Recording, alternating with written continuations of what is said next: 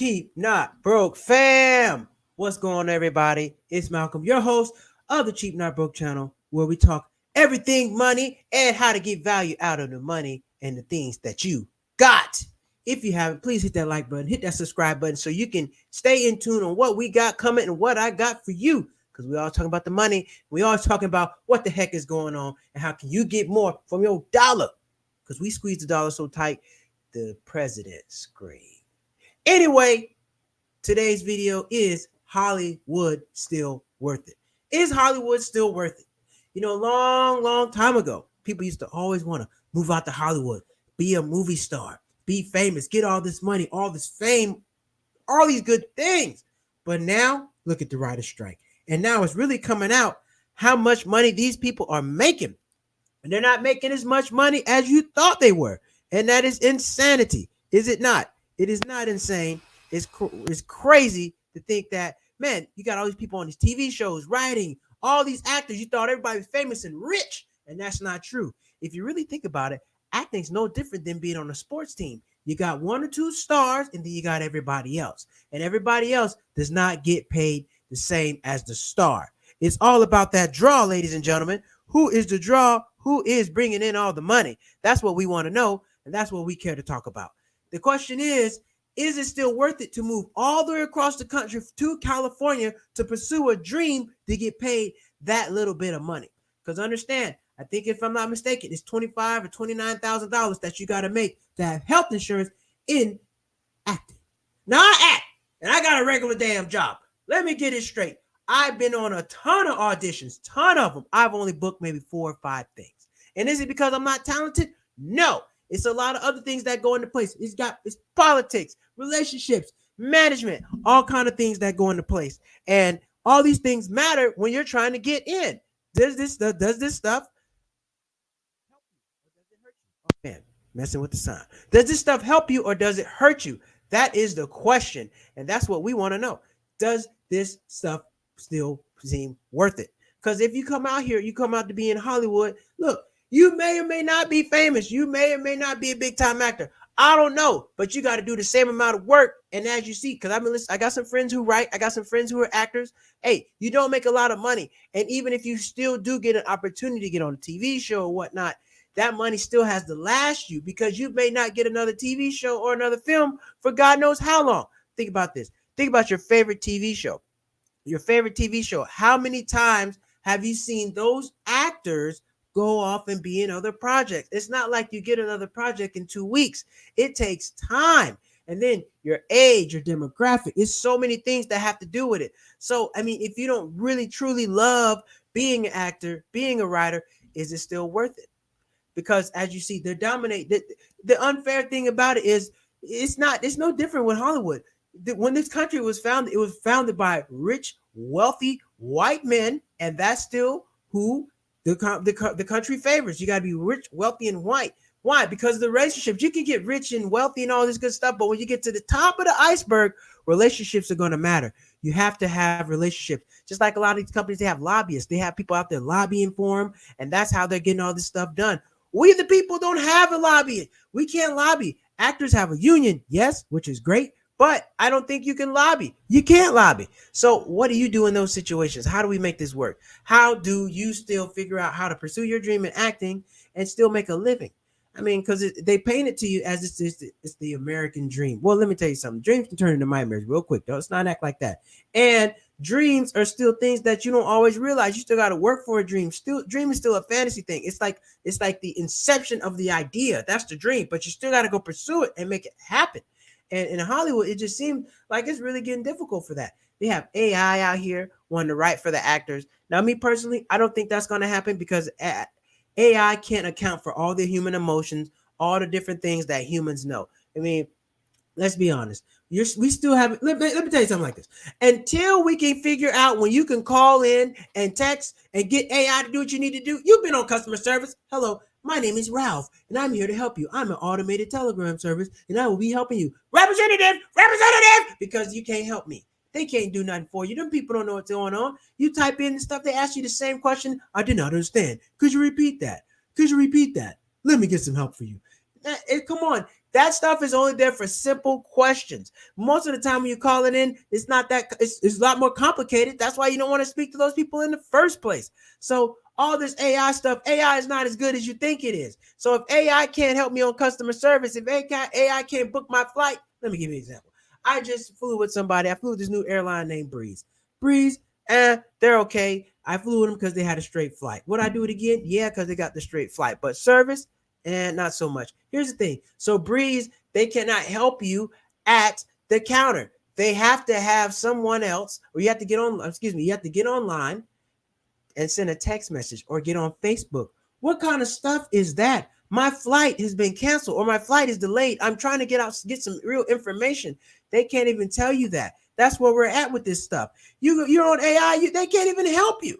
So we got companies and stuff turning to AI, and the AI still can't help you. You're still at a loss, and you paid your money. So AI is not the situation. It's not going to fix everything. AI is not putting out any fires. AI is not replacing your police department. AI is not replacing your doctors. AI is not replacing your wait staff when you go to a restaurant. You don't want somebody robot doing that. You still want to be waited on hand and foot by people. That's what you pay for. That's what the service is. So AI is there to assist people. It's not running everybody out of the jobs, but they make it seem like it's going to run everybody out of Hollywood, and they don't want to pay anybody. Now, what they did say was they are trying to scan a person's image one time, pay you one fee, and they go use your image like 6, 7, 8 times. For example, background acting. I've done background acting quite a bit in LA. Pays the bills. It's a really good way to stay afloat out here. You don't have to be super talented. You just got to have the look, show up on time, and do what you're told. And people make a living background acting. But what they're trying to do with background acting is they're trying to scan in your image one time, and they'll use you on 6 or 7 projects. So you as a person, you would go work those 6 or 7 projects and get paid every day for those 6 or 7 projects. Now what they're trying to do is you work one time and they use you on those 6 or 7 projects. They still get paid, make money off of your image, but you don't. That's crazy. That's insanity. That's what they're trying to do to you. They're trying to hustle you. So understanding all these things about Hollywood before you move out here, is it still worth it to you? Are you still willing to want to go through the grind and all the other things it takes to make it? Now, somebody's going to make it and somebody's going to be a big superstar, but you have to understand and ask yourself, am I still willing to do that? Am I still willing to go through this? Because Hollywood, the real estate out here is crazy high. Rent is high. Everything's expensive, but you still can make money out here. There's still a lot of opportunity to make money. However, acting is one way to make money, but it just doesn't pay a lot of money. It just doesn't. Unless you're the star, unless you're the draw, the person that everybody's trying to buy tickets for, you're just not that. Everybody keep talking about, oh, everybody wants to go pay to see Tom Cruise. Tom Cruise has been around 20 years, okay? Look, it's really difficult to become a star nowadays because if people aren't buying tickets, you're not getting no more movies. It's about the bottom line. We make it seem like it's hard to separate the artistry from the business a lot of times. A lot of times people can't separate the two. There's the artistry and then there's the business. Just like stand-up comedy. There's the art of telling jokes on stage. That has nothing to do with how much you're going to get paid. Your artistry can be amazing. You can be super funny and a great comedian. But if your marketing's not good, you're not selling any tickets, that's going to determine how great of a comedian you are. It's not your talent, it's the business. You just don't sell enough tickets. And then they're going to say you're not that good. So the artistry depends on the business. However, they're not mutually exclusive all the time. They do go hand in hand, but they don't always have a equal relationship, put it like that. Just because you're very, very talented doesn't mean you're going to sell a lot of tickets and get a lot of fans. You got to have the marketing. You got to have the money behind you to do that stuff. I mean, look at Beyonce, look at Taylor Swift. They got to pay a lot of money to get all this marketing out there. If you don't know they're coming to town, then you're not going to watch. You're not going to do anything because you don't know that marketing matters. Marketing matters damn near more than your talent. Because if you don't know I'm coming, then you can't come see how good I am. I always think about when I go to New York and I ride the train and I'm riding the subway. People are riding the train, they're riding the subway, and then you go down and you see people playing the violin, super talented. It's a lot of people who a lot of musical talent down there. But the problem is that's not in a place where people want to buy tickets. They're there till the train goes and leaves. You're not even engaged. When you're on the train, you're down there, you're trying to wait for that train to get up out of there. Now, you might be entertained, but most of the time you got your headphones on, you're talking to somebody, you're ready to go. It's not a place where you want to sit and engage in the talent to see how good it is. Just like you wouldn't want to watch a basketball game at a grocery store. It's just not. It doesn't mean they're not talented. It just means that's just not a sustainable place to have that particular activity. So it's a lot of factors that go into this. And when you go back into Hollywood and writing, it's a lot of relationships. Like I'm just learning a lot. Like you have to write spec scripts, all these different things, and you're not getting paid for it. You're putting a lot out there, and you're not getting paid. So what does that bring me to? You got to have another way to make money. We're in an interesting time where you own your own time. You can sell and profit off of your own labor, just like YouTube. You can get on YouTube, have videos. You can create content, sell posts, sell shirts, whatever the case. Sell something digital that's not even physical.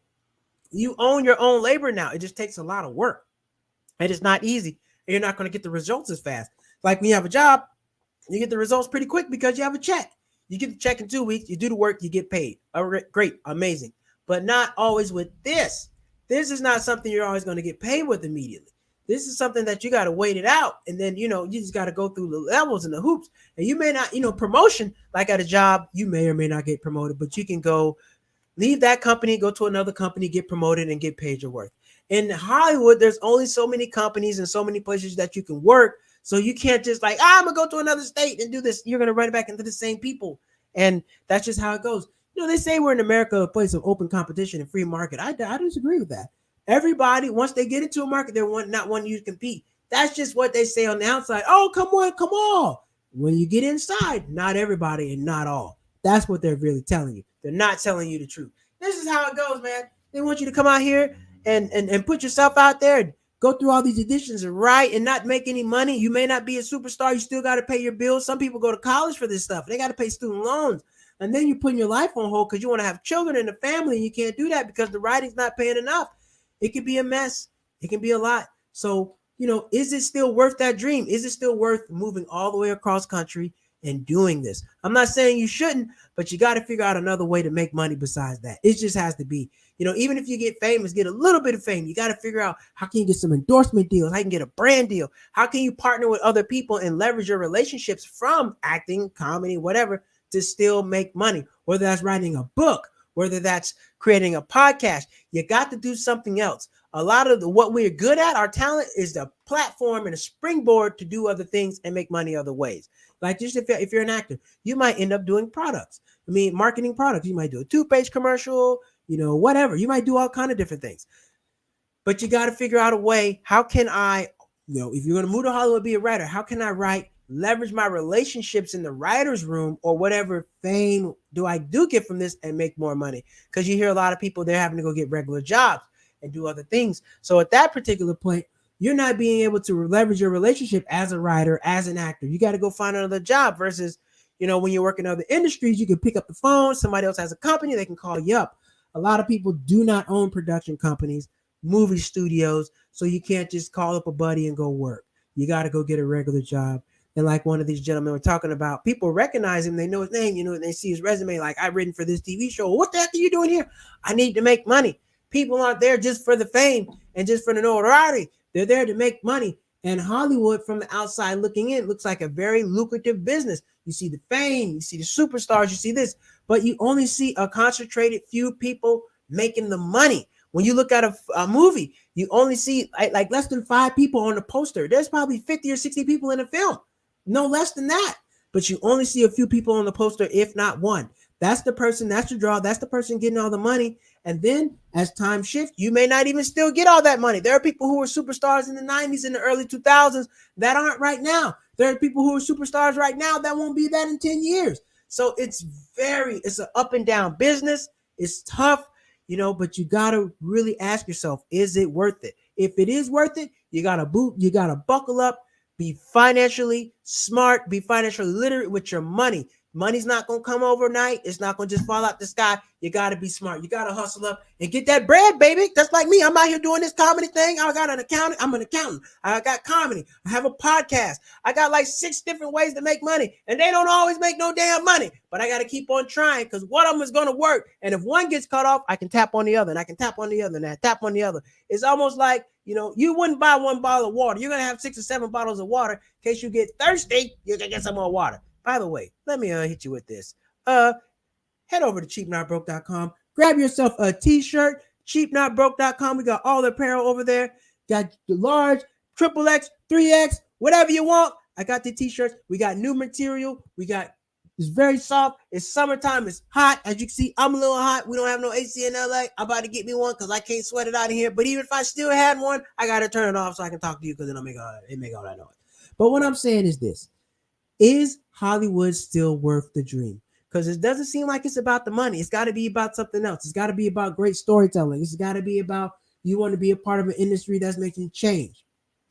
And years from now, people will be able to talk about, back in the 60s, I think that was the last big writer strike, talk about going through the strike and all these other things. So make sure you're doing that. Also, if you're looking to travel and you want to do some of things, look out for my course. I got a new course coming out, How to Travel for Cheap. Traveling for cheap, I talk about how I get my flights, how I get my hotels, how I do everything and keep that price down. Because traveling is not always cheap, but you can make it cheaper than what it is. So make sure you tune in to cheapnotbroke.com. Hit that like button, hit that subscribe button. Look out for some comedy shows. I am a stand-up comedian. I do comedy shows all around LA. Follow me on Instagram. Figure out where I'm at. I'll let you know. And until next time, we are going to stay up and keep doing what we're doing. Take care.